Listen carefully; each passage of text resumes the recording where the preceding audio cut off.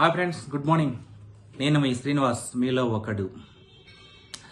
ఒక దగ్గర చిన్న స్టోరీ విన్నాను. ఆ స్టోరీ మళ్ళీ మీతో పంచుకోవాలని అనుకుంటున్నాను. ఏంటి స్టోరీ అంటే, ఒక అతను సరదా కోసం ఒక పాముతో కొన్ని విన్యాసాలు చేశాడండి. విన్యాసాలు అంటే సర్కస్ టైప్లో. దానికి కొన్ని విద్యలు నేర్పించాడు. ఆ విద్యలు సంవత్సరం కాదు, 2 సంవత్సరాలు, 3 సంవత్సరాల కాలం కూడా అతను ఆ విద్యలతో బాగా దాన్ని ట్రైనింగ్ ఇచ్చాడు. ఓకే, ఒక 3 సంవత్సరాలు బాగా ట్రైనింగ్ ఇచ్చిన తర్వాత, అంటే ఏంటి ట్రైనింగ్ అంటే, అతను విజిలేస్తూ ఉంటాడు, అది చుట్టుకోవాలి, మళ్ళీ విజిలేస్తాడు, విడిచిపెట్టాలి. ఇది ట్రైనింగ్ ఇచ్చాడు. అయిన తర్వాత ఇదేదో బాగుంది, 3 సంవత్సరాల కాలం బాగా ట్రైనింగ్ ఇచ్చాను నేను, చాలా చాలా అద్భుతంగా ఈ పాము నన్ను అర్థం చేసుకుంది. విజిలేస్తే చుట్టుకుంటుంది, విజిలేస్తే విడిచిపెట్టేస్తుంది.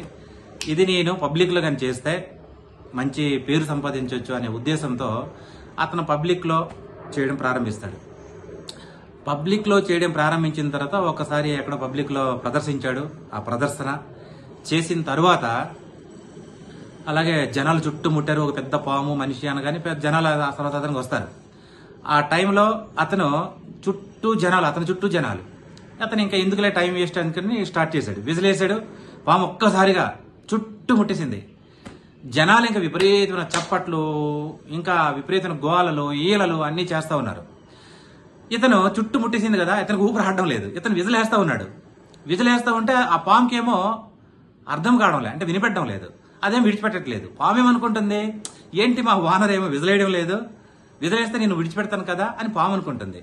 నేను విజిలేస్తాను కదా అని ఓనర్ అనుకుంటున్నాడు, కానీ దానికి వినబడట్లేదు. ఇటువంటి సందర్భంలో ఏం జరిగింది అంటే, అర్థం చేసుకోండి, ఆ పాము ఏమో అతను విడిచిపెట్టడం లేదు. అతను ఊపిరాడక గిలగిల కొట్టుకుంటూ కింద పడ్డాడు. అంటే చూసారా, అంటే ఒక విచిత్రమైనటువంటి జంతువుతో అతను ప్రదర్శన చేయడం వలన అనుకోని సంఘటనల వల్ల అతను ప్రాణం మీదకి తెచ్చుకున్నాడు.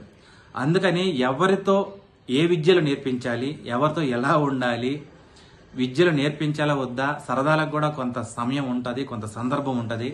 సరదాలు కూడా ఎవరితో ఆడాలి, ఎలా ఆడాలి, ఎంతవరకు ఆడాలి అనేది కూడా మనం తెలుసుకుంటే చాలా మంచిది. ఓకే, ఇది నేను విని మళ్ళీ మీకు ఎక్స్ప్లెయిన్ చేస్తా ఉన్నాను. Thank you so much.